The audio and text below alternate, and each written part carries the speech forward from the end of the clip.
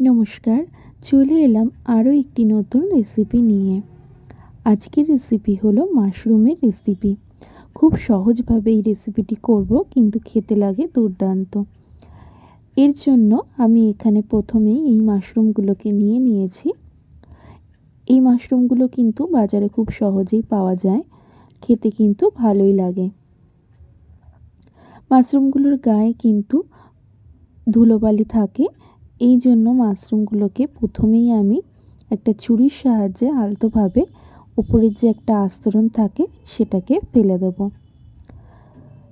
ছুরির সাহায্যে আস্তে আস্তে এই আস্তরণটা ফেলে দিলে তাহলে কিন্তু জলে ধুয়ে নিলেই হয়, খুব বেশিক্ষণ ভিজিয়ে রাখতে হবে না। মাশরুম কিন্তু বেশিক্ষণ ভিজিয়ে রাখলে এর মধ্যে জল ঢুকে যাবে, সেক্ষেত্রে মাশরুমটার মধ্যে আরও জল হয়ে যাবে আর এর স্বাদও কিছুটা কমিয়ে দেবে। তাই এইভাবে আলতোভাবে আগে উপর থেকে আস্তরণটা ফেলে দিলে অনেকটাই ধুলোবালি চলে যাবে। তারপরে 5-6 বার জলে ভালো করে ডলে ডলে ধুয়ে নিতে হবে, তাহলেই দেখবেন মাশরুমগুলো একদম পরিষ্কার হয়ে যাবে। এরপর কাটার আগে লবণ আর হলুদ জলে মাশরুমগুলোকে 2 থেকে 3 মিনিট আমি ভিজিয়ে রাখব। তাহলে যদি আরও কিছু ধুলোবালি বা জীবাণু থাকে সেগুলো চলে যাবে। এরপরে জল থেকে তুলে আমি কেটে নেব এরকম ছোট ছোট পিস করে।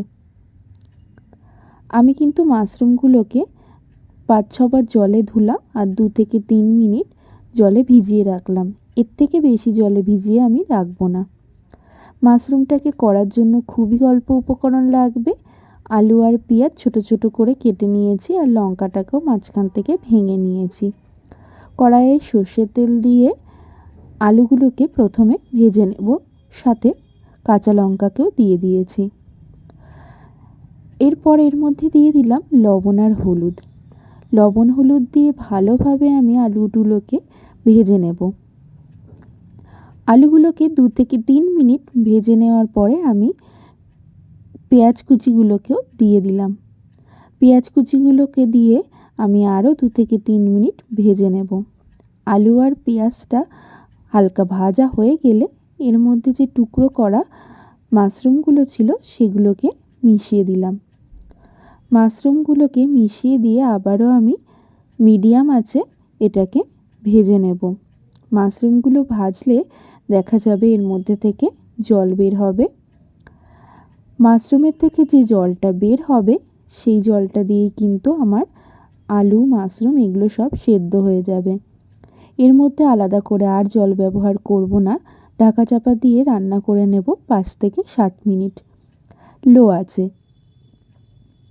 এরপরে ঢাকনা খুলে দেখতে হবে আলু আর মাশরুমগুলো গলে গেছে কিনা। মাশরুম কিন্তু পুরোপুরি গলে যায় না, এটার মধ্যে একটা রাবারি ভাব থাকে যেটা খেতে খুবই ভালো লাগে। এরপরে জলটা শুকিয়ে গেলে মাশরুমটাকে হাই ফ্লেমে 2 থেকে 3 মিনিট ভেজে নিলেই রেডি হয়ে যাবে আমাদের মাশরুমের রেসিপি। মাশরুম কিন্তু এইভাবে খেতে খুবই ভালো লাগে।